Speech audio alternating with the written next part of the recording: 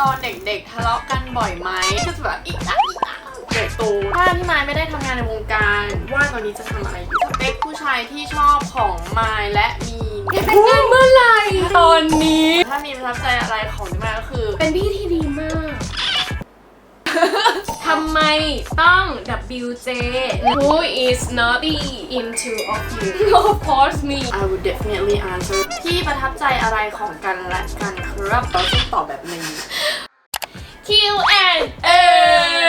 มาแล้วค่ะ ก็จากที่เราได้บอกทุกๆคนไปว่าเราจะทำคลิป Q&A เพราะว่ามีคนขอไปเยอะมากว่าอยากให้พี่ไมค์พี่มินทำ Q&A หน่อยค่ะช่วงที่ผ่านมานะคะไมค์กับมินก็เลยแบบบอกทั้งทาง IG Facebook แล้วก็ทาง YouTube เองนะคะว่าถ้าเกิดว่าใครอยากถามอะไรเนี่ยถามเข้ามาได้เลยเดี๋ยวเราจะตอบนะคะแบบเลือกคำถามเข้ามาตอบคนส่งมาเยอะมาก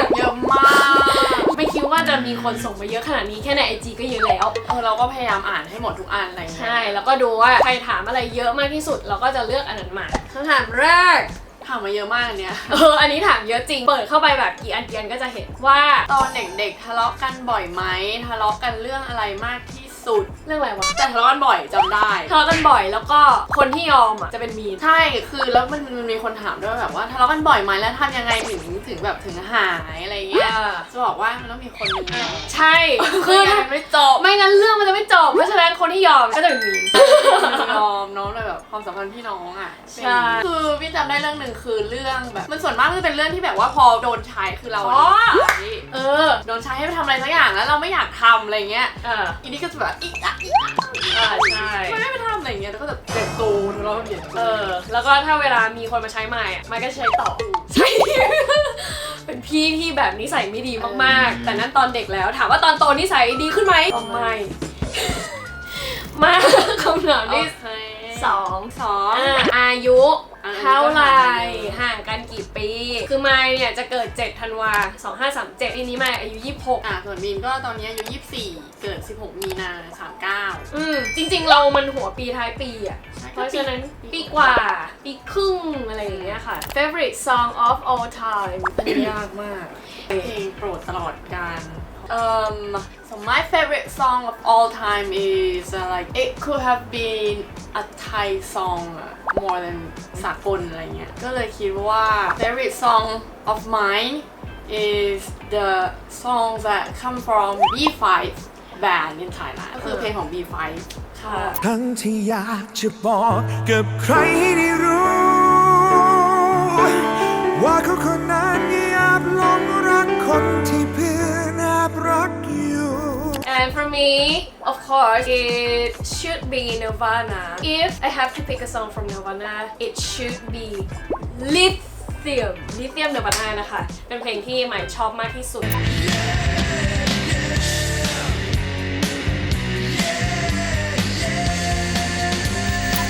คำถามต่อไปอยากรู้ว่าสเปคผู้ชายที่ชอบของมายและมีนค่ะของมายนะคะถ้าให้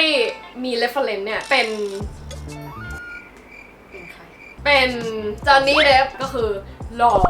เล่นดนตรีซึ่งมายจะชอบออกแนวฝรั่งเป็นแบบลูกครึ่งหน่อยอะไรอย่างเงี้ยเล่นดนตรีเก่งร้องเพลงได้แบบจอห์นนี่เดฟเลยค่ะตอบโจทย์สเปคมีนนะคะไม่มีสเปคคือแบบว่าคุยด้วยแต่ชอบคนตลกชอบคนตลกเพราะมันอยู่ด้วยมันอารมณ์ดีอ่ะเราเจอเรื่องเครียดอะไรเงี้ยมาเยอะแล้วเขาเหมือนเขาช่วยทำให้เราหายเครียดได้อะไรเงี้ยแล้ว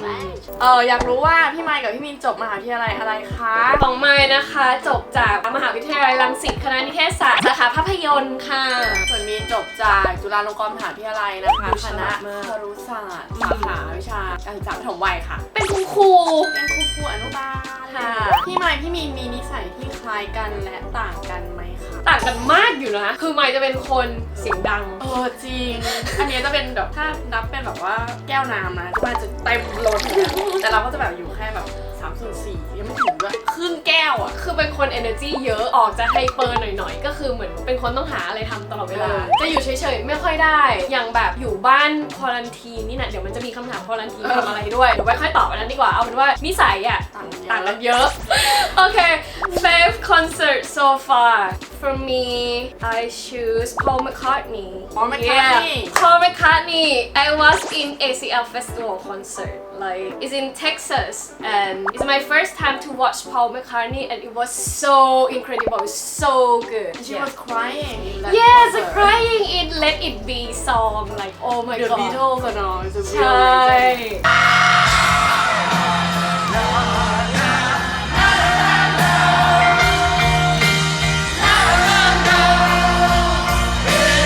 มีนะ favorite concert My favorite concert so far is Thai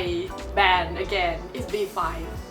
My favorite band นะเกือบร้องไห้เหมือนกัน I almost to cry, burst into tears. It's like a song that we listened in like the childhood moment, and then they came out at that moment, and like we almost burst into tears. Yeah. Listen to that song. B5 concert.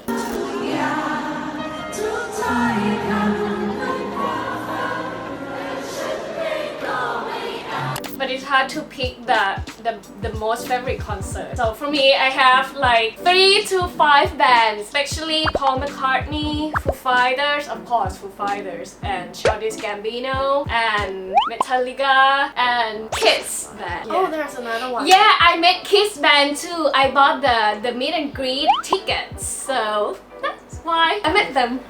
I've never been there. คำถามต่อไป ละครที่ออนแอร์มีเรื่องอะไรบ้างคะ จะบอกว่าอันเนี้ยตอบได้2คนเลยนะจ๊ะเพราะว่ามีละครของไมค์ละครที่ออนแอร์ตอนนี้นะคะก็จะมี Richie Rich นะคะหอนี้ชนีแจ่มรวยนะคะรู้ยังเรื่องนี้กระแสดีมากตั้งแต่ทีเซอร์ออกเลยแล้วก็จะมีอุ้มรักเกมลวงที่ออกอากาศทางช่องวันนะคะไปแจมมา12 ตอน ส่วนของมีนะคะกำลังถ่ายทำอยู่น่าจะได้ออนเร็วๆนี้แบบหลังโควิดแบบซาชื่อเรื่องว่าพราวมุกนะคะช่อง 3 พี่บัวนันทินทิพย์เล่นกับพี่พลก็รอติดตามดูนะคะคำถามต่อไป อันนี้ก็ถามมาเยอะถ้าหมดโควิดแล้วอยากไปประเทศอะไร สำหรับไมค์ท่านที่แรกที่อยากไปนะจะแปนญี่ปุ่น อันนี้ต้องการอยากไปญี่ปุ่น ใช่เพราะว่าเรารู้สึกว่าคือญี่ปุ่นมันค่อนข้างที่จะไปง่ายไม่ต้องใช้เวลานานมากในการเดินทาง แล้วก็อาหารนี่ขอบอกเลย ถ้าไปญี่ปุ่นเนี่ยจะไปกินทุกอย่างที่อยากกินราเมงซูชิทาโกยากิหมูทอดทงคัตสึจัดเต็มเป็นเหมือนกันไหม เป็นเหมือนกันอยากไปกินอย่างเดียว อ๋อใช่เราคิดถึงการนั่งกินอาหารที่ร้าน ต่อไปเลยนะคะคำถามนี้ก็น่าสนใจนะ เราหยิบมาเพราะเขาถามว่าถ้าพี่ไมค์และพี่มินเล่นซีรีส์ด้วยกันใครจะเลือกเป็นนางเอกและนางร้ายคะ ทุกคนน่าจะรู้อยู่แล้วนะ ว่าไม้ต้องเป็นนางเอก อ้าว ไม่จริง ไม่คือเป็นนางแต่เอาจริงๆนะเวลาเล่นละครแล้วเป็นนางร้ายอะรู้สึกไม่ค่อยอินเท่าไหร่เพราะว่าตัวเองอะนิสัยไม่ใช่นางร้ายเอาจริงๆก็เป็นนางร้ายได้แหละ แต่รู้สึกว่าเล่นเป็นนางเอกง่ายกว่า เพ เพราะว่าพื้นเพเราไม่ใช่เราทำร้ายไม่เป็นคือเคยนะเคยให้แบบว่าเขาให้แคสหน้ากล้องว่าแบบว่าไหนลองแบบทำตาจิกๆลายๆเงี้ยคือไม่ทำไม่ได้เว้ยแบบทำไงอะพี่อะไม่เป็น นี่ก็ทำไม่เป็นนี่ทำแล้วแบบดูตลก ไม่เชื่อลองดู1 2 3เอาเลย ก็ตอบนางเอกแล้วกัน มีนางเอก2 คน ต่อไปอยากแต่งงานเมื่อไหร่ อยากแต่งงานเมื่อไหร ตอนนี้ บ้าเหรอไม่รู้อ่ะไม่ได้คิดเลยว่าอยากแต่งงานเมื่อไหร่เรื่องนี้เป็นเรื่องไกลตัวมากเพราะว่ายังอยากทำงานอยู่ ส่วนมีก็ไม่ซีเรียสเหมือนกันอยากแต่งงานเมื่อไหร่ไม่รู้เมื่อไหร่ก็ได้ แล้วก็ไม่ซีเรียสด้วยถ้าจะต้องแต่งหรือไม่แต่ง พี่2 คนมียืมของกันและกันไหมคะ เช่นกระเป๋าเสื้อผ้าของอื่นๆ You guys share your clothes with each each other others so yes yes share. but not the shoes because her size is like 40 yeah yes 40 and for me it's 37 so it's like 8 US for me and food 4.5 oh no 6 oh yeah 6 US for me ใช่ yeah ก็ but we can share everything yeah we can share everything เวลาไปร้านชากาแฟเครื่องดื่มที่ชอบสั่ง3 อันดับแรก 3 อันดับแรก คือ มีอะไรคะของมีแน่นอนนะคะอันดับแรกเป็นลาเต้ เย็นด้วยอันดับที่ 2ของมีก็คือจะเป็นมัทฉะเย็นเหมือนกันอันดับสุดท้ายมีให้เป็นโกโก้ไม่เขาเป็นชาไทย ชาไทย อันนี้สายกาแฟแต่ว่าไม่ ใส่ กิน ชากาแฟ กินกาแฟไม่เป็น คือชอบกลิ่นแต่ไม่ชอบกิน เราชอบกลิ่นกาแฟชอบเข้าไปดมกลิ่นในร้านกาแฟแต่ว่าเรากินกาแฟไม่ได้ขม ถ้าให้ไมค์เลือก3 อันดับที่ไมค์เข้าไปสั่งเยอะที่สุดก็จะมีโกโก้ปั่น ถ้าเกิดว่าไม่มีโกโก้ปั่นบางร้านเขาไม่มีปั่นไงก็โกโก้เย็น อีกอันนึงก็น่าจะเป็นชามะนาวเย็นค่ะ3 อันดับ คำถามต่อไปนะคะเมนชั่นมาว่าขอถามพี่ไม้นะครับฮ่าฮ่าฮ่าชอบประเทศไหนที่สุดครับ แล้วอยากไปประเทศไหนที่สุด ชอบอเมริกาที่สุดค่ะ โดยเฉพาะ LA เพราะว่าเป็นเมืองที่คือมายไปแล้วมายรู้สึกว่าชิลแล้วก็คือเราแบบไปคอนเสิร์ตที่นั่นเกือบทุกปี3 ปีมาแล้วโคเชล่าถ้าเกิดว่าปีนี้ได้ไปเดี๋ยวจะเป็นปีที่3แต่ว่ามันไม่ได้ไปมายก็จะมีเพื่อนอยู่ที่นู่นค่อนข้างเยอะแล้วก็เวลาแบบเพื่อนหลาย ๆ คนจากหลาย ๆ ประเทศเขาก็จะแบบเวลามีคอนเสิร์ตก็จะไปรวมกันโคเชล่านี่เป็นเทศกาลรวมเพื่อนเลยนะแล้วเราก็เลยรู้สึกว่าเฮ้ยมันชิลเราไปนู่นเราแบบมีแบบขับรถไปไหนมาไหนก็ได้รู้ทางจำทางได้หมดแล้วอะไรอย่างเงี้ยเราก็เลย LA ชิลมาก ชิลมากเราก็เลยชอบไปที่นู่นอาหารก็ดี แล้วอยากไปประเทศไหนมากที่สุด ก็คง LA อยากไปอเมริกามากที่สุดนะคะมีนะ ของนี้เป็นญี่ปุ่นไง ม แต่ชอบประเทศไหนที่สุดมีก็ขอตอบญี่ปุ่น เออ อยากเห็นพี่ไม้วาดรูปว่ะ อายะ ไอ้ยะโอ้โห ไปอยากเห็นพี่ไม้วาดรูป ได้ น้องวาดสัก1 รูปสิ อยากเห็นไม้วาดรูปเอาเป็นรูปอะไรดีอ่ะมีให้ไม้วาดรูปอะไร วาดรูปแมวกัน แมวใช่ไหมเดี๋ยวเทียบกัน2 อันดีกว่าว่าไม้วาดแมวกับมีนวาดแมวจะต่างกันยังไงอันนี้คือแมวไม้มีลองวาดแมว วาดแมว มันคือมันก็ดูเป็นแมวอยู่นะ ดูมีวาดมันวาดแมวไม่เหมือนแมวจริงๆอะมันวาดแมวเหมือนในการ์ตูนอะดูความต่าง อันนี้ก็ตอบได้แล้วนะคะว่าไมายมีสกิลในการวาดรูปแค่ไหนนะคะ แมวนะคะ โอเค จบไปการวาดรูป โอ้อยากให้พี่ไม้และพี่มีนช่วยบอกแรงบันดาลใจในการใช้ชีวิตหน่อยนะ เขาบอกว่าถ้าเกิดว่าพี่2 คนตอบหนูจะลดน้ำหนัก น้องกุ๊กไก่ TPW เป็นลดน้ำหนักด้วยนะคะ เพราะว่าพี่ตอบแล้วอันนี้ แรงบันดาลใจในการใช้ชีวิต มินตอบ คือการได้กินของอร่อยๆในแต่ละวัน เครื่องดื่มสดชื่นในแต่ละวันนะคือมันมีชีวิตอยู่เพื่อการนั้นแบบว่านั่นแหละเราอยากจะทำงานเราอยากจะหาเงินเพื่อที่จะไปเที่ยวอะไรอย่างเงี้ย ใช่ คือถ้าสำหรับไมายนะคะ คือเราจะต้องตั้งโกลในชีวิตไว้ก่อน อย่างไมายอ่ะเป็นคนที่ชอบดูคอนเสิร์ตมากเพราะฉะนั้นเราจะตั้งโกลไว้เลยว่า เราอยากดูวงนี้แล้วเราก็ค่อยๆขีดค่าไปทีละอัน คือการไปดูคอนเสิร์ตต่างประเทศอ่ะมันค่อนข้างที่ต้องใช้เงินเยอะ เพราะถ้าเราแบบมีแพชชั่นมีโกลที่เราอยากทำอยากได้อะไรอย่างเงี้ยเราจะต้องพยายามมากๆเพราะฉะนั้นไมายแนะนำให้ตั้งโกลก่อนว่าเราอยากได้อะไรอยากทำอะไรหรืออยากไปไหนในชีวิตอะไรอย่างเงี้ยค่ะแล้วมันจะทำให้เขาเรียกว่ามีแรงขับเคลื่อนมากๆในการที่แบบจะพยายามเพื่อให้ก้าวไปถึงสิ่งนั้นอะไรอย่างเงี้ยค่ะ โอเคงั้นเราไปคำถามต่อไปนะ ถ้าพี่ไม้ไม่ได้ทำงานในวงการ คิดว่าตอนนี้จะทำอะไรอยู่คะ ถ้าไม่ได้ทำงานในวงการตอนนี้มายคิดว่ามายน่าจะขายบราวนี่อยู่อะค่ะ จริงคือเคยทำไปขายตอนม.3 ไงจำได้ปะ ใช่ที่โรงเรียนอะ ใช่ที่โรงเรียนแล้วขายดีมากแล้วจนทุกวันนี้เพื่อนยังอยากกินบราวนี่เราอยู่เล มีคน ย ทักมาอยู่เลยว่าแบบว่าอยากขายอยู่ไหม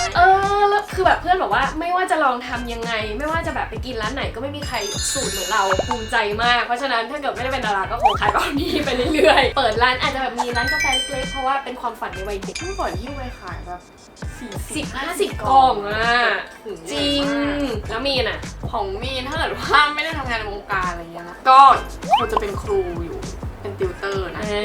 หรือไม่ก็คงไปเป็นครูในโรงเรียนเอกชนอะไรเงี้ยตอนนี้จริงก็เป็นครูอยู่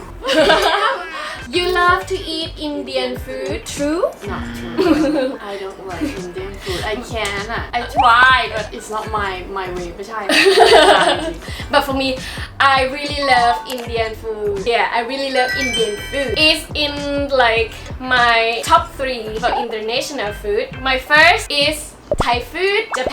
Japanese food, and Indian food. Because I never eat Indian food before, and I met my friend that live in London. So he brought me to go to Indian food place. It's called Nur Jahan Yeah, it's called Nur Jahan restaurant in London. So and then I really love Indian food. And if you are in Thailand, you must try Rang Mahal. It's an Indian place, like the best Indian place in Thailand. I recommend you. Okay next question พี่ประทับใจอะไรของกันและกันครับ ประทับใจอะไรของกันและกันสำหรับมายนะคือมีนมันเป็นคนแบบใจเย็นอะแล้วไม่ค่อยขัดอะไรเรา คิดแล้วจะตอบแบบนี้ ไม่จริงๆเพราะว่ามายเป็นคนใจร้อนมากแล้วคือบางวันแบบเหมือนเครียดจากเรื่องงานหรือหงุดหงิดอะไรมา แล้วชอบมาพานใส่มัน คือแบบรู้ตัวเลยนะว่า เนี่ยกำลังพานแล้วจะมารู้สึกผิดทีหลังเพราะเป็นคนปากไวด้วยแล้วก็จะแบบเฮ้ยแม่มึงแม่อะไรอย่างเงี้ยแล้วก็โกรธ ไม่มีเหตุผลอะไรทั้งนั้นแค่โกรธแล้วก็เลยมาพานแต่ว่ามันก็คือถ้าเป็นคนอื่นอาจจะแบบบ้านแตกไปแล้วอะ ล้อกันตี กันตายไปแล้วถ้าเกิดว่ามันเป็นคนไม่ยอมแต่ดันกลายเป็นคนใจเย็นแล้วก็เป็นคนที่ยอมเนี่ยใช่หมายก็เลยแบบรู้สึกผิดไปเองอะไรอย่างเงี้ยแล้วก็อยู่ดีๆก็มาคุยกับมันดีๆอะไรอย่างเงี้ย ส่วนถ้ามีประทับใจอะไรของพี่มายก็คือ เป็นพี่ที่ดีมาก คือความเป็นคนขยันคือเป็นคนขยันเป็นคนแอคทีฟต่อเวลาขยันทำงานแล้วก็แบบคือรักครอบครัวมากคือแบบว่าจะเป็นคนตัวตั้งตัวตีแบบเฮ้ยรดน้ำดำหัวไปทำบุญพาแม่ไปนู่นไปนี่จะเป็นคนแบบนั้นอะไรเงี้ยก็ชอบตรงนี้เพราะถ้าเกิดว่าไม่มีคนที่ทำตรงเนี้ยหน้าที่เนี้ยในครอบครัวก็จะไม่มีเลย ครอบครัวก็จะไม่ได้ใช้เวลาร่วมกันอะไรเงี้ยก็ถือชอบตรงนี้ขยันหาเงินชอบตรงนี้ ขยันใช้ไหม ขยันใช้เงินด้วย ชอบตรงนี้โอเคคำถามต่อไปนะคะ อันนี้ก็ถามมาเยอะมากอยากทราบน้ำหนักและส่วนสูงของทั้งสองคนค่ะ น้ำหนักส่วนสูงของมายคือเมื่อก่อนเป็นคนอ้วงเลย แต่ว่าตอนนี้เนี่ยถ้าเกิดว่าเมื่อก่อนยังหนักเยอะกว่านี้คำถามนี้จะไม่ได้โดนคิดแต่ตอนนี้ตอบได้คือมายสูง160นะคะแล้วก็น้ำหนัก43มีสูง163หนัก45อะไรใช่คือเมื่อก่อนมายหนักกว่ามีเยอะนะแต่ก็เริ่มมาแบบลดน้ำหนักออกกำลังกายอย่างหักโหม เรียกว่าหักโหมเลยเพราะว่าตอนนี้กลายเป็นแบบพวกเสพติดออกกำลังกายไปแล้วเลยน้ำหนักเหลือประมาณ43แล้วก็คุมอาหารด้วยนี่ไงเราไปคำถามต่อไปเลยก็เลยมาเป็นที่มาของคุมน้ำหนักยังไงคะถามว่าคุมน้ำหนักยังไงนะคะคือข้าวเย็นอะมายไม่กินหรือกินแค่อะไรที่เป็นผลไม้เป็นอะไรที่มันไม่ใช่แป้งเลยคือถ้าคุมอาหารเย็นได้นะต่อให้ไม่ต้องออกกำลังกายอะยังไงน้ำหนักก็ลงแต่ถ้ามันออกกำลังกายด้วยอะเราจะมีมัสเซลซึ่งจะมาช่วยเราเผาผลาญได้มากขึ้นการที่เรามีกล้ามเนื้อหรือว่าบิวมัสเซลเยอะๆเนี่ยมันทำให้อัตราการเผาผลาญของร่างกายเราอะมันเพิ่มมากขึ้นหลังๆมายก็เลยรู้สึกว่าเฮ้ยจริงๆตัวเองกลางวันอะก็จัดเต็มนะกินเยอะแต่ว่าน้ำหนักไม่ค่อยขึ้นมันเป็นเพราะว่าเราออกกำลังกายใช่ส่วนมินก็ไม่คุมนะคือมันเป็นคนกินแล้วไม่อ้วนอยู่แล้วเรารู้สึกแย่ด้วยเราทำไม่ได้ที่จะไม่ได้กินของที่ชอบ มันเสียใจอะคือของไมค์จะเก็บของที่ชอบไว้กินตอนกลางวันแต่ว่ามันก็จะมีบางมื้ออย่างที่มันต้องกินตอนเย็นพวกโอมากาเสะพวกอะไรอย่างเงี้ยเราก็โอเคแต่ก็บอกเขาว่าขอข้าวน้อยมากๆวงเล็บมากๆอะไรอย่างเงี้ยค่ะแล้วต่อไปนะคะ What do you do in this quarantine? This quarantine mean for me เนาะ teaching online and offline ด้วย every day เลยนะ I teach every day like in the evening every evening every day including online and offline and for me I start to practice skills for music and like I never tried before is drum I start to practice drum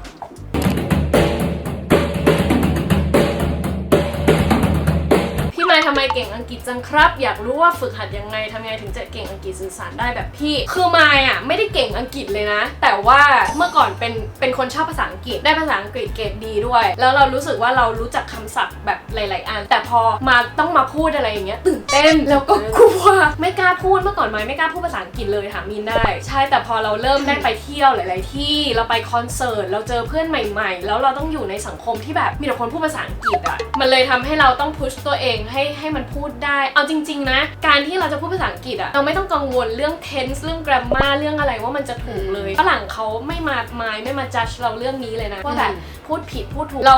เรียนรู้มาอย่างเดียวบางทีมันอาจจะไม่พอเราอาจจะต้องใช้จริงด้วยเพื่อเป็นการฝึกดูพวกซีรีส์ก็ช่วยนะคะใช่พอเวลาเราดูเสร็จเราจะมีความรู้สึกว่าแบบฉันพูดภาษาอังกฤษได้ทันทีอะไรอย่างเงี้ยเมื่อก่อนตอนเรียนมินฟังเพลงคนไงบางทีทำข้อสอบเรื่อง tense อะไรเงี้ยร้องเพลง tense สมีเราจริงแล้วมันจะมีแบบ tense อะไรอย่างเงี้ยอย่างมีประโยคอะไรวะ if she ที่มินเคยสอนอังกฤษจะมาif she comes ใช่ if she came I went gone ไม่ใช่ if she comes I will go if she came I would go if she had come I would have gone ใช่อันเนี้ยคือเมื่อก่อนมันเป็นติวเตอร์ภาษาอังกฤษให้มายนะมีเก่งภาษาอังกฤษมากเพราะว่าดูหนังใช่เพราะดูหนังฟังเพลงโดยเฉพาะแฮร์รี่พอตเตอร์ไอ้มีมันจำไดอะล็อกในหนังได้แล้วอะจริงฝึกไปเรื่อยๆค่ะมันไม่ได้ยากแล้วมันก็คือถ้าเราจะต้องสื่อสารเราจะทำได้เอง แต่อย่ากลัวต้องมั่นใจนะคะพูดผิดพูดถูกไม่เป็นไรมั่นใจเอาไว้ต่อไปทำไมถึงชื่อไมค์กับมีนหรอครับตอนแรกเนี่ยแม่บอกว่าแม่จะตั้งชื่อให้ไมค์ว่าจุ๋มจิ๋ม เพราะว่าแม่ชื่อจุ๊บแจงนึกออกปะแล้วลูกคนแรกเนี่ยก็อยากให้เป็นจอจานแม่บอกตอนนั้นไม่จีจ้าก็จุ๋มจิ๋มอะสักชื่อหนึ่งที่เป็นจอจานแต่ว่าเหมือนตอนนั้นอะไม่รู้ทำไมป๊าถึงบอกว่าชื่อนี้มันฮิตชื่อไมล์มันฮิตแล้วก็ฮิตจริง 2-3 ไมล์ในห้องเรียนอะไรอย่างเงี้ยเลยต้องมีไมล์ใหญ่ไมล์เล็กไมล์อะไรไมล์ผอมไมล์อ้วงอะไรเงี้ยนะคะ เหมือนมีนชื่อมีนเพราะว่า ชื่อไมล์ เขาเป็นมอม้าไง ใช่ชื่อมีนก็เลยมอม้า เดือนมีนาพอดีด้วยมั้งก็เลยชื่อมีนแค่นี้ Who is naughty in two of you? Of course me. I would definitely answer Yes. She is the naughtiest. Yeah, but I'm good girl for my parents. Okay, so we naughty, but we have a limit. Yeah. We have a limit. Yeah. Okay. Are you sure? You still have a limit. If you won't have a limit, parents are going to kill you. โอเคคำถามสุดท้าย ค่ะทำไมต้อง WJ คือมันย่อมาจากชื่อจริงกับนามสกุลเรา อย่างของไมค์อ่ะชื่อเดิมมันคือวิรพรจิรเวชสุนทรกุลใช่ป่ะคะก็จะเอา WJ แล้วก็มีชื่อเล่นของตัวเองไมค์ ส่วนมีชื่อวิชยาพรจิระเวชสุนทรคุณก็จะเป็น WJ แล้วก็มีใช่นั่นเอง ใช่ ใช่ค่ะ แล้วนี่ก็เป็นที่มาแต่ตอนนี้มาเปลี่ยนชื่อเป็นลาพัสลันแล้วแต่ว่าคนจำเป็น WJ ไมค์ไปแล้วเพราะฉะนั้นเราก็จะใช้ WJ ไมค์ต่อไปเย้